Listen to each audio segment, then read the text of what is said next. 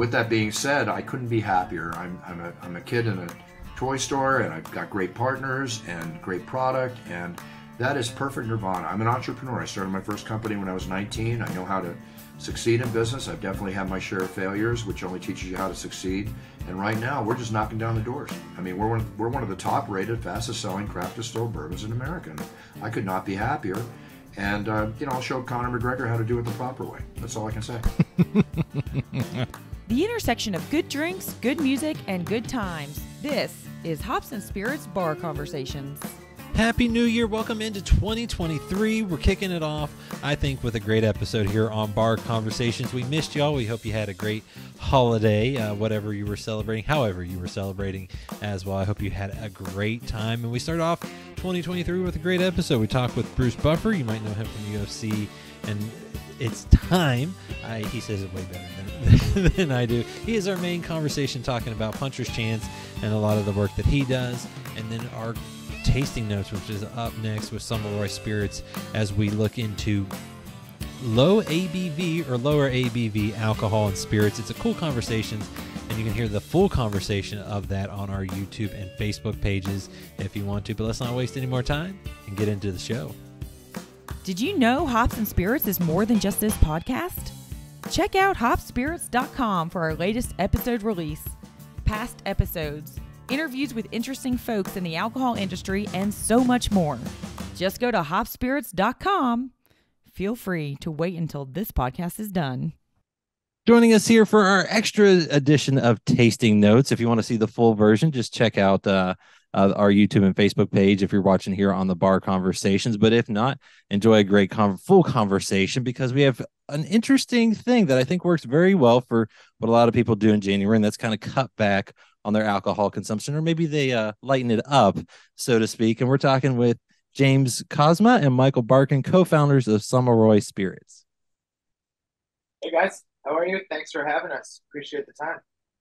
And did I actually say it right? Because I knew I was 3 for 3 beforehand, but did I go 3 for 3 when it actually counted? You did indeed.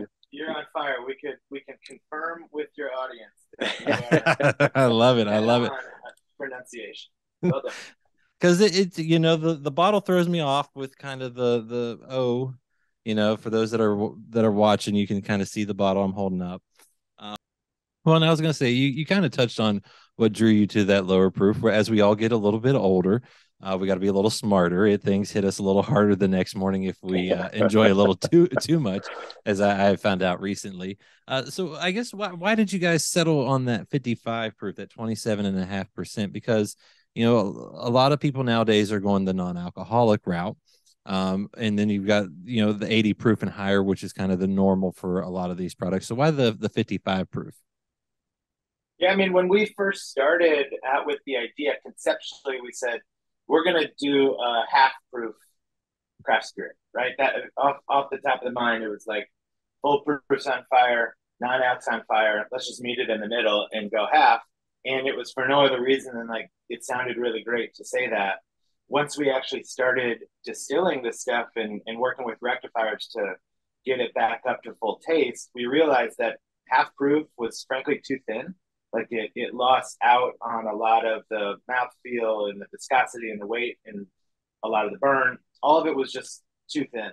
And so what we did with our distiller is we just started basically going every 2 or 3 points up and down to figure out what that sweet spot was. And the goal was to get it as low in proof as we could, but also still taste authentic and genuine and delicious and all of the things. And so 55 is frankly where we just landed because of the taste profile. It offered up an authentic experience, but did it in a way that still had a meaningful amount of alcohol taken out of it. And so I think we're left with what is the equivalent of 31.5% less alcohol per serving. And it's enough, where it's still a meaningful drop.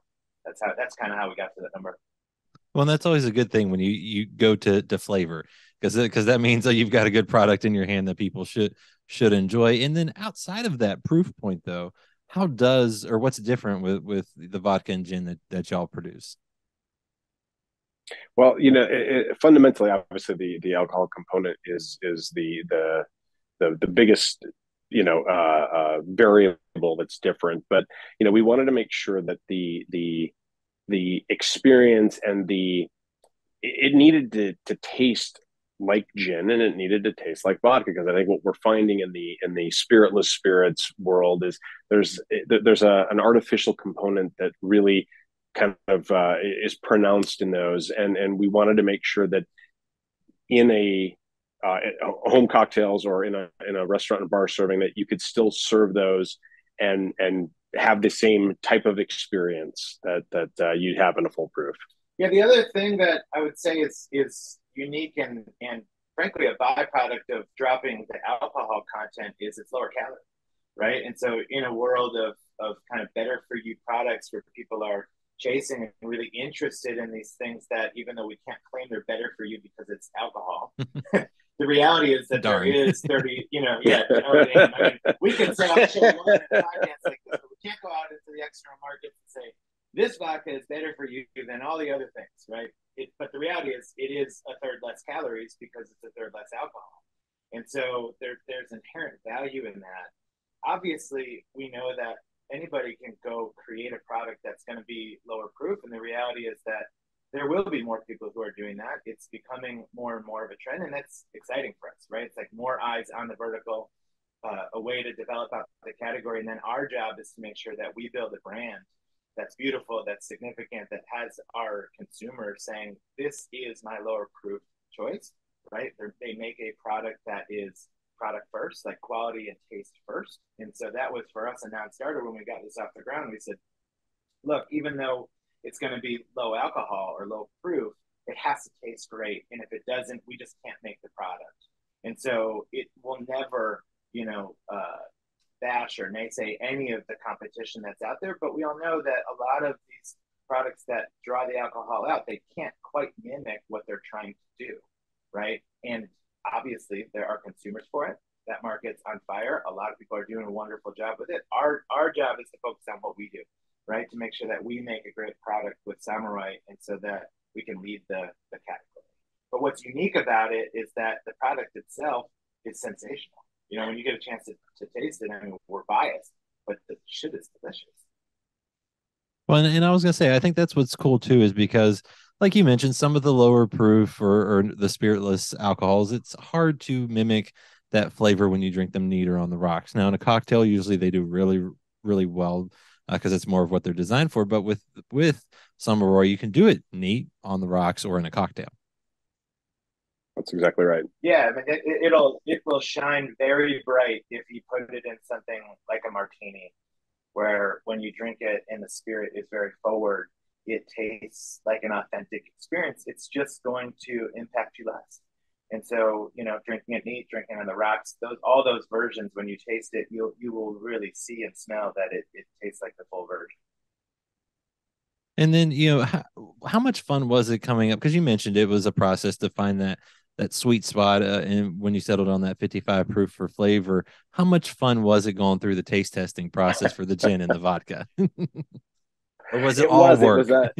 Well, I mean, listen, we're still in the alcohol business, and we're, part of this is it's got to be enjoyable. So it was fun, where it became, you start to, and being in the wine business, you understand how your palate can get a little dulled after a while. But you would go through these, and it was kind of like mixing test tubes together to try to find the right formula that we could do this with. But it was a hoot, and we sat there for a number of hours and went through multiple iterations of us. And the base spirit is exactly the same with the gin and the vodka, and then obviously we add the botanical complex and infusion into the gin. So it was enjoyable for sure. Yeah, I would say, like, as a newcomer to the space, this is my first time of being able to go create a spirit, and it's crazy fun, right? For any of your listeners out there who ever think about doing this, it's outrageous. The fact that you can have this thing in your idea, start working with this artist who's a distiller, and then the rectifiers who are really like scientists. They really help you take your vision and bring it to life, and you go through this a lot of iterations, frankly, to get to a product where you're excited about it. But that tasting experience and the ability to build from ground zero it's really satisfying. It was super fun. Well, and then you've got the two products. You got the vodka and the gin, and as the new year gets underway, what's kind of the future look like? Is it just going to kind of keep on those two and build out the distribution, or what's the ultimate goal that you can say that won't get you in trouble?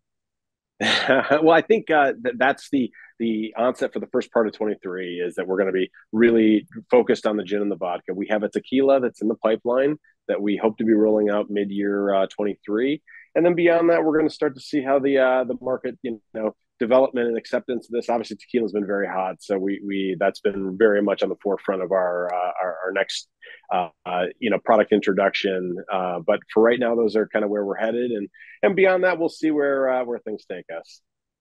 And I was going to say to introduce this product to a lot of folks, how much fun has it been working with bartenders and so forth? Because those are the ones that really can kind of push this out there and help. And then obviously, others that are in the industry too.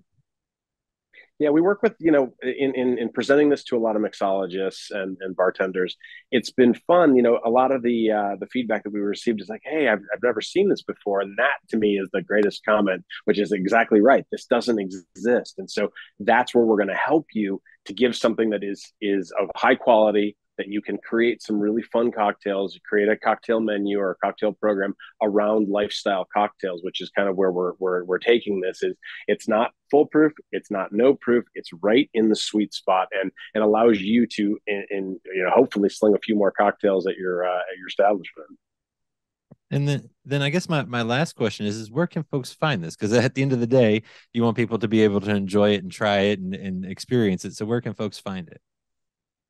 We are launching in Whole Foods nationally, beginning here in January, and obviously we're going to be pounding the pavement to get this out to every local establishment and around the country. So we're really out there trying to drive as many boxes with our distribution partners out there. Yeah, but the big launch for us is the Whole Foods program. That'll be Jan 1.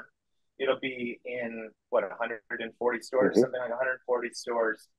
All over the country. I think what's really exciting about it for us is it's part of a program that Whole Foods is doing that's wrapped around Dry January and the whole concept of kind of better for you, more moderate experiences. And so they believe, and we obviously agree with them, that there's a consumer out there who's really interested in the concept of moderation, right? When we did this survey during our original press release, we learned that 9 out of 10 people said, yeah, I would be more open to a dry January if it actually meant something more like just cutting back as opposed to just fully shutting it down.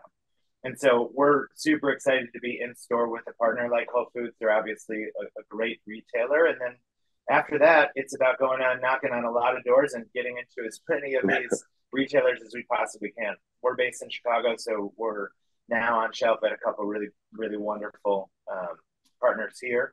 But our job going forward is to open more and more accounts so that everybody who you speak to in your audience can participate as well.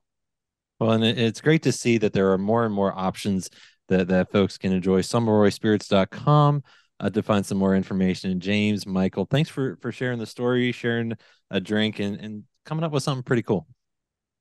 Thanks, thanks for having us. Appreciate you. Check out Hops and Spirits on social media at Hops Spirits, all one word, on Instagram, TikTok, Facebook, and Twitter. You can also find Hops and Spirits on YouTube and at hopspirits.com. Joining us here for our conversation, it's quite the duo. One has been on the show before, and another's making his first appearance. First up is the founder of Wolf Spirit, Umberto Luchini. The Magnificent. Thank you. The Magnificent, right? Oh my God. Yeah, I'll take that. Welcome back, Umberto. And we have with him, he's part of the group that is part of the Puncher's Chance Bourbon. He's an entrepreneur, announcer, entertainer, motivational speaker. I feel like I need to have a real good auctioneer voice for this. Welcome in, Bruce. You'll never match it. You'll never match it. Thanks, Jonathan. I appreciate it. How you doing? I'm good. Well, I have a feeling I know what all of us are drinking if we're having something tonight, because it's one of your brands, and I've got some Puncher's Chance. So I'm guessing, is that what you all have? That's what I Definitely. have. I think we lost Umberto on the visual. That should be still there. Yeah, I think we're all good. Sometimes it likes to downgrade everything, just to let it upload as we go. Now, I gotta ask you. Obviously, you guys are bourbon guys. You've been in the alcohol industry, especially Umberto. Are you drinking it always on rocks, neat? What's the best way for you guys to enjoy a bourbon? Personally, we got voted by the Bourbon Spectator the top 5 best sipping bourbon in America at its price range. So that's exactly what I do. I love my bourbon straight, but also I love old fashions, and it mixes with absolutely everything you can possibly think about. Best served as you like it. That's how we go around here. Drink it how you like it with who you like. Now, Umberto, what's it been like being in this alcohol industry for so long? And for those that might not know, you've had some pretty good success. You were with the Party Group, Wild Turkey, reimagining, all sorts of things. So what's it been like on this journey? How many days do you have to chat? This is why we call you the Magnificent, right? Yeah, well, yeah. No, it's been a phenomenal journey, and it's continuing, and it's we are lucky. We are in an industry that we always say it. I mean, in the good times, we grow, in the bad times we grow, and it's never going to be the industry that it's going to make headlines because it's like crypto growing at triple digit, and then the day after everybody's bust and everybody's bankrupt. This is a resilient industry. It's an industry that it's fun because it is about emotions, and people, especially in the spirits world, they buy brands because they are emotionally somehow connected to them. And since when you hit the hard economic times, the emotions are different, but you still have emotions. And I give 2 examples: the Sex and the City era of the early 2000s that drove the martini craze and the cosmopolitan, and then the resurgence of bourbon that really happened in the economic challenges of the 2009 and 10 when Mad Men was on TV and it was all about old fashioned and reassuring ourselves that in the 1950s and the 1960s our parents and grandparents knew what they were doing. And we're hitting again tough economic times, so it's going to be again American brands. It's going to be again that reassuring brown spirit because it's aged, because there's people behind it. There's a master distiller somewhere in the nostalgic world of these brands. People just feel a bit more reassured. Let's put it that way. So it's phenomenal. It is always it's a good measure of culture, I think, spirits. It kind of gives you a sense where society is. Well, and then how did you all come together for Puncher's Chance? How did that all come about? I think that's the Bruce story. I can tell you the story real quick. I've been approached by, I wanted to have a spirit line for probably the last 10, 12 years, okay? And basically, I'm all about, don't shoot till you see the whites of their eyes. I wanted to wait for the right time when my image and my brand was strong enough to support, a great sweet nectar of the bourbon gods like Puncher's Chance. I was approached by a company for tequila. I feel the tequila market's a little oversaturated. I didn't like the product. I didn't like the business acumen. I was approached from Brazil with a big company to make cachaça rum, which is their form of rum down there, which our image down there is like soccer, Ronaldo. I mean, we're all so popular down there. Would have sold really, really well, and they were nice financial offers. But again, I didn't like the juice, and I didn't like the business acumen of the people. And I only side myself with the best products and the best people. And I was filming a Super Bowl commercial, local commercial back in Connecticut, and one of the assistant directors on the commercial was a relative of our partner Brad Leviton, who they told me was getting ready to come out with this great bourbon. And I said, really? Bourbon's like my favorite liquor. That's what I love to drink. And I said, I'd love to meet him. And lo and behold, long story cut short, Umberto and Brad showed up at my home office in Los Angeles, and we met. Immediately, I recognized the passion. We all had the same passion for what they wanted to do. Their business acumen and their background with the successful limitos they've had with Cabo Wabo Tequila, Skinny Girl, Campari, all these brands. It just really dictated that this was what I was looking for. But then, when they told me the name, And I saw that because it's all about, one punch can change your course of life. One punch can change your career, win the fight, win the whatever. No matter, you can relate it to everything in life. Even as a poker player, I related to poker. And then when I tasted it, it was like, oh, this is just nirvana. This is amazing. So it was the most perfect circle. It all came together. We completed each other, and then we went on this path 2 years ago. And I'm happy to say we've won 6 gold medals. We got voted by, the Bourbon Spectator, top 5 best sipping bourbon in America. We've come out with the barrel version. We have a single barrel version coming out. We've had the 12-year reserve that sold out. The 14-year reserve, the Left Cross, we just released, which is already sold out. I'm still waiting for my case. I haven't even gotten it. I've tasted it. I haven't gotten it yet. So with that being said, I couldn't be happier. I'm a kid in a toy store, and I've got great partners and great product, and that is perfect nirvana. I'm an entrepreneur. I started my first company when I was 19. I know how to succeed in business. I've definitely had my share of failures, which only teaches you how to succeed. And right now, we're just knocking down the doors. I mean, we're one of the top-rated, fastest-selling craft distilled bourbons in America. And I could not be happier. And I'll show Conor McGregor how to do it the proper way. That's all I can say. I love it. And so, so you already had Puncher's Chance figured out before you even got Bruce involved, right? Yes. I one of the quotes that inspired this brand is from Vince Lombardi. The greatest accomplishment is not in never falling; it's in rising after you fall. And so that kind of, because I started an entrepreneur career after, I would say, a successful corporate career, this was inspiring me as the underdog who is starting again, and I felt the 2 greatest American traditions: fighting for what you believe in and bourbon. This is why people come to America. It's because they have that underdog opportunity. So the name, the concept of the brand was figured out beforehand, and then we are against celebrity. We don't want to partner with a bling name because it's a speed to success. It's not about that. We want genuine people who buy into the idea and the ethos of the brand. And as Bruce said, that felt very natural fit. Well, and it's amazing to see because, like you said, you've had now 2 other releases: The Distance, that nice little play on the 12 rounds there, and the Left Cross that just dropped as well.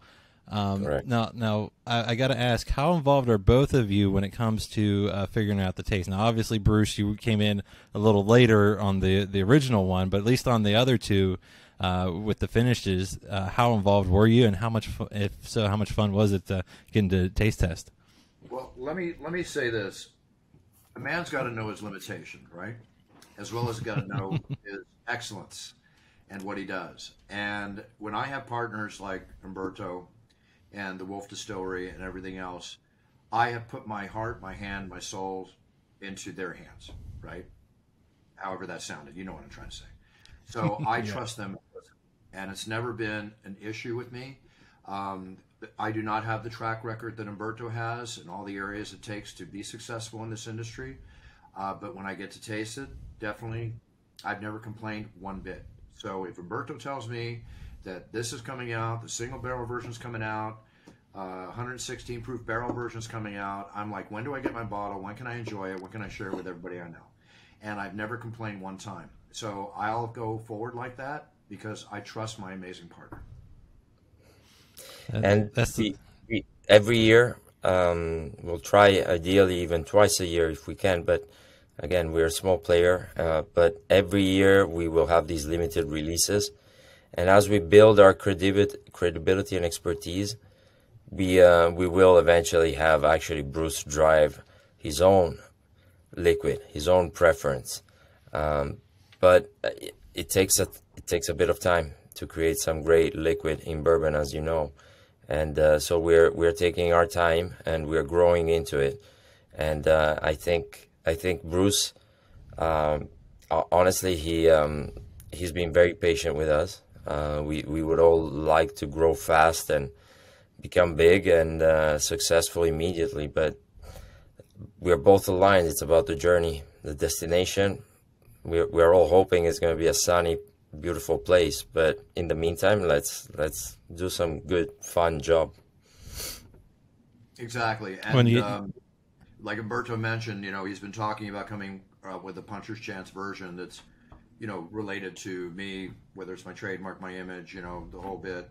I'm honored about that, and I'll definitely be swallowing down that juice before it goes into a bottle. So trust me on that. Oh, I was gonna say you got to be patient, and then when it's time, pun intended, you'll know, right? Hey, I'm a poker player. Exactly You can't win at poker unless you're patient. So trust me, patience is one of my key qualities. Which is good with bourbon. And then I got to ask, how involved or how much fun is it coming up with these clever names? Because I'm going to try here the distance. I've got a little sample of it. It's a 12-year-old finishing Cabernet Sauvignon barrels, and then I believe the 14-year-old's in rum casks, if I'm not correct. And it's called the Left Cross. So a lot of obviously Puncher's Chance, a rum. lot of Jamaican rum. So it opens up the whole boxing world and culture of MMA fighting in Jamaica and the Caribbean. Honestly, most of the Latin world, from Mexico to obviously Latin America, the Central America, there's a richness in culture in terms of MMA, and there's obviously a lot of richness in terms of liquid and aging. The Caribbean in particular, obviously with rum, offers a lot, but Latin America, Bruce Buffer was approached on a cachaça. There's a reason why they have certain pisco, cachaça. There's a culture over there which is fascinating and crosses very well with whiskey. So there's a lot. Honestly, that's the fun for me. It's creating these brands and these products that are tied to the overall Puncher's Chance mission and objective, but at the same time they offer a bit of lightheartedness. We're still selling a world that is for enjoyment. So we don't want to send a message that is a bit too heavy also. In the end, let's have a drink, a sip, and enjoy it. And it's good juice. I was gonna say it's good juice, and I gotta ask you this too, Bruce, because I have fun saying names like Umberto and all these people that come on the show, and they all come from interesting backgrounds. Now, what you do for a day-to-day living is literally announce folks' names. I've done that for minor league baseball, and I was awful at it. How much work goes into figuring out how to pronounce everyone's name and say it correctly? That's a great question. I never rehearse. Okay, you don't hear me in the shower going, like Habib Nurmagomedov. I'm not that. But what we do is the UFC is a very well-oiled machine. So the fighters are asked to make audio recordings of their names the way that they wish them to be spoken, and then the commentators like Rogan and John Anik and I were all in sync. And as long as I know I'm in sync, then as soon as I walk out into the stadium, feel the energy of the crowd, that's where I get my energy from. The more energy they give me, the more I'll give them. Or I'm announcing to a COVID empty environment, and I got to make it sound like I'm announcing to 10,000 people. I do my job with passion, so I will always deliver, right? And the moment that passion wanes, I'm going to retire. But that's not for at least another 10 years. So I'm 65, I'm still jamming, so it's all good. You're killing it. Come on, Umberto, you run 70 miles in a day. I run like 7 feet, so it's okay. Although I do train hard in other areas. I've been an athlete my whole life. But the bottom line is, whatever it takes, man. Whatever it takes. I love that. Now, I got to ask, have you ever messed up a name, or just have you figured out how to roll with it and it's all good? Oh, yeah. Listen, I've made less mistakes than I can count on both hands to a certain extent. Maybe it's gone over one hand in 27 years, about to be 28. But yeah, I've not announced the wrong name, maybe announced the name wrong, but one time I looked at a referee named Mario Yamasaki, who's a Caucasian Brazilian referee, and we have the great Herb Dean referee with the dreadlocks and everything, and I looked at him and I go, and your referee in charge of the octagon is Herb Dean, and while I'm saying it, I'm going like, Herb Dean. I'm realizing the mistake I'm making while I'm saying it, right? But I just blew it over and went forward, and everybody got a nice laugh. One time I called the main event the co-main event or something like that. So, I got a laugh out of the audience, and it's like, hey, it's cool. You know, you got to be a little self-deprecating in this world, but very few mistakes. But the trick of any performer is, if you do make a mistake, to keep rolling forward. I'm sure Frank Sinatra screwed up a couple of his lyrics once in a while. That's a good one. Especially I was going to say, I've heard people when he had it in his hand while he was singing, and I've seen him live. I had the opportunity twice. I don't know how he could have sang with as much Jack Daniels as he was drinking on the stage. But it's all good. No, I completely understand. My favorite is when I say it right, and then it's not, somehow I hit the record button, and then I hit the record button and I say it wrong, and I'm like, I swear I did it right the first time. I swear. Now, with your catchphrase, "It's time." When I say it, it's like, you know, a dad saying it to their kid, and they're like, "What? It's time for what?" When you say it, you get people jacked up. They're ready to go. They know what's happening. How did that phrase come about? You know, every day I woke up for many, many years, I would look in the mirror as I'm shaving, and I, you know, kind of like All That Jazz. If you ever saw the movie where he looks in the mirror, I used to be that way too, and I'd say, it's time. And the reason why, it's time to have the best day ever. It's time to be the best I can be. It's time to, you know, move forward and make things happen. And then I realized when I started, it wasn't what I say, it's how I say it. And I was never like phrase driven. My brother, the great Michael Buffer, known for Let's Get Ready to Rumble, everybody liked to copy Michael. Everybody thinks you have to have a catchphrase as an announcer. Well, I didn't think that way. I wanted to get out there and create my own style during the first few years. About 7 years into my career, I thought, okay, I used to say it's time to begin the Ultimate Fighting Championship at the top of the show. Dana White, when he bought the show, we got together. He wanted me to stop saying that. And I said, okay, fine, not a problem. So I created the excitement based on, again, how I say it. But then when the main event came around, I realized that the fans have been sitting here for 5 hours. The fighters have been training for 8 to 10 weeks. It all culminates down to this final moment, the moment that all of us have been waiting for. It's time. So then I started it, and it just took off organically, which is the best way to build any business, whether it's bourbon or a trademark phrase. And in 2003, when we went back to Brazil, I was saying it, and the entire audience, 20,000 Brazilians who speak Portuguese, said it back to me, right? And I stepped out of the octagon, and the cut man, Stitch Duran, said, did you hear that? And I said, what? He goes, they all said it with you. At that point, I knew it was catching on, because I'd never even been in an arena when everybody yelled, let's get ready to rumble back to Michael, you know? So that was the moment, and then it just built from there. And like I said, don't shoot till you see the whites of their eyes. Now the brand is grown very strong. I'm going to turn it into $1 billion brand. It's already a quarter of the way there with sales and everything else, if not more. And I have my own goals in life. And listen, Let's Get Ready to Rumble is one of the greatest, not the greatest, trademark American culture phrase ever created. And it's time, I'm happy to say, it's really catching on. I'm very humble about the whole thing. Okay? When I walk down the street or I walk through and people aren't saying my name, they're yelling at me, it's time. Obviously something's working, right? So it's all good. I'll tell you what, if you call it a sentence before the end of this interview that I can't put his time in front or behind of, I'll mail you $1,000. That's how confident. Perfect phrase. It really is. It really is. I mean, I even worked it in as a pun with, and it goes well with bourbon, because if you think about it, it's all about timing. It's all about being patient. It's really perfect for you and what you do.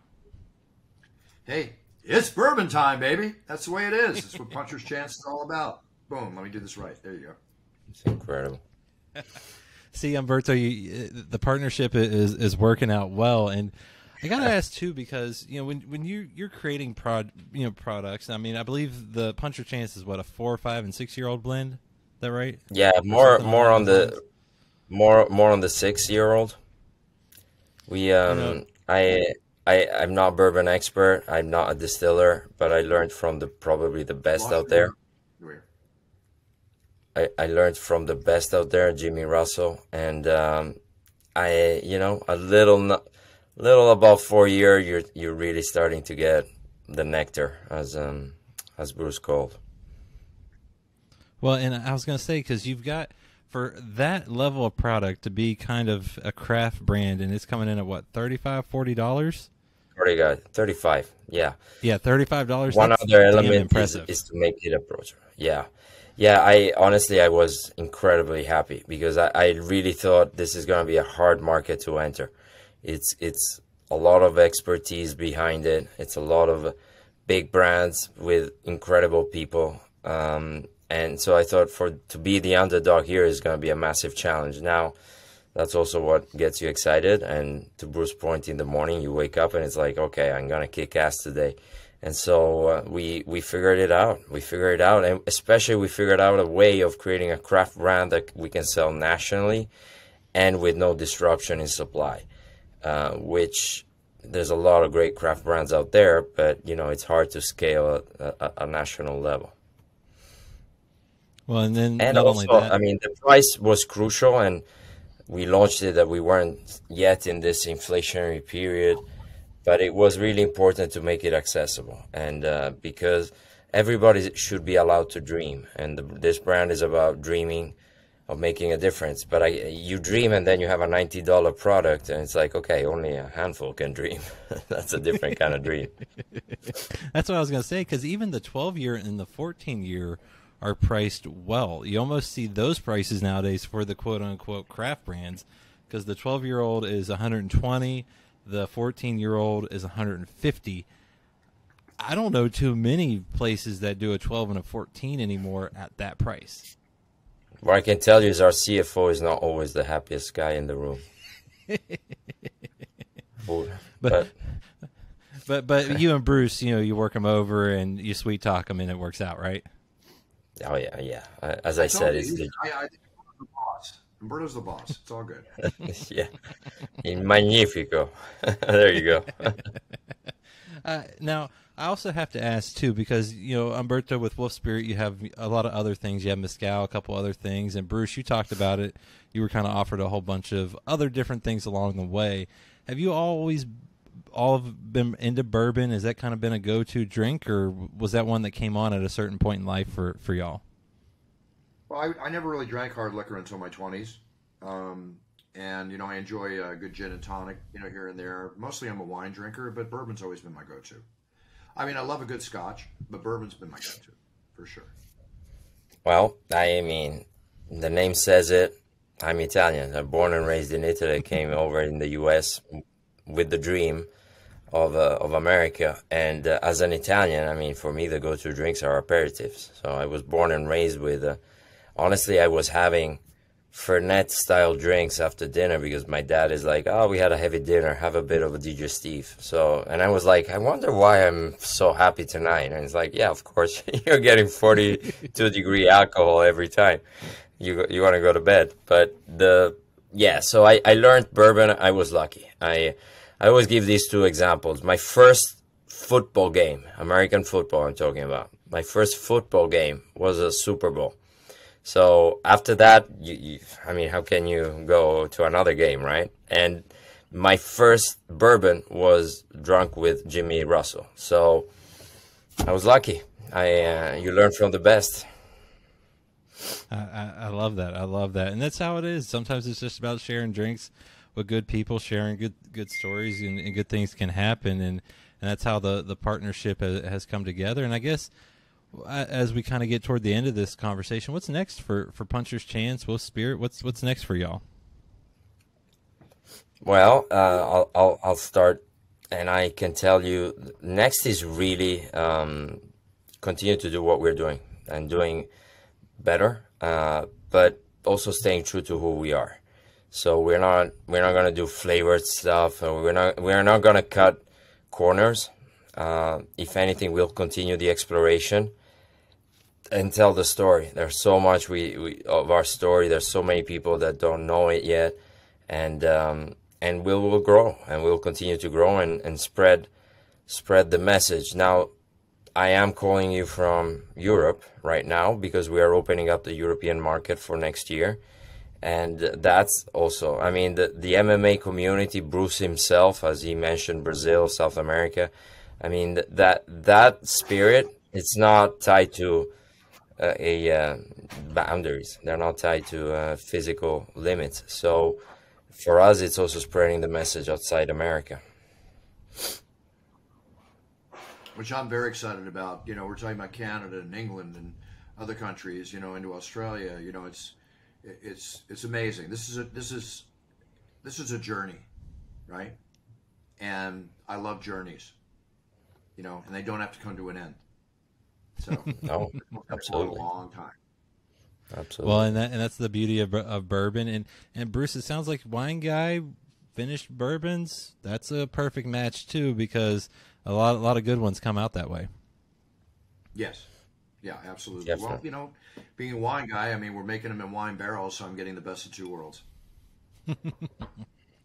And that's what it's all about. And I can't wait to see what's next. Because like I said, I've loved what I've gotten to try. The Puncher's Chance is great. I also had the 12-year-old, the Distance, which is pretty damn good for a 12-year-old. And I really would hope to try that 14-year-old because I'm a sucker for cask. Because there's just nothing better than that. But if Bruce hasn't even gotten to try it, it could be hard for me. Yeah, I mean, what I can tell you, this is put my promotional hat. Not for you, Jonathan. We'll take care of you with a little sample that you can enjoy. But the reality is, you go on our website, you can pre-order it because demand is actually very hot right now. And obviously, I tried it, but I don't have a physical bottle with me because we are literally producing it as we speak. We are taking pre-orders. puncherschancebourbon.com. Get in the list, and you'll get a bottle of this wonderful Left Cross, finished in Jamaican rum casks. Phenomenal. I love it. Well, Bruce, Umberto, I appreciate you sharing a drink with me, telling the Puncher's Chance story, and it's always good to have these conversations. Always good to talk about it. I love talking about what I love. Yeah, thank you for having us. Find more from Hops and Spirits at hopspirits.com. Thanks, everybody. Bye.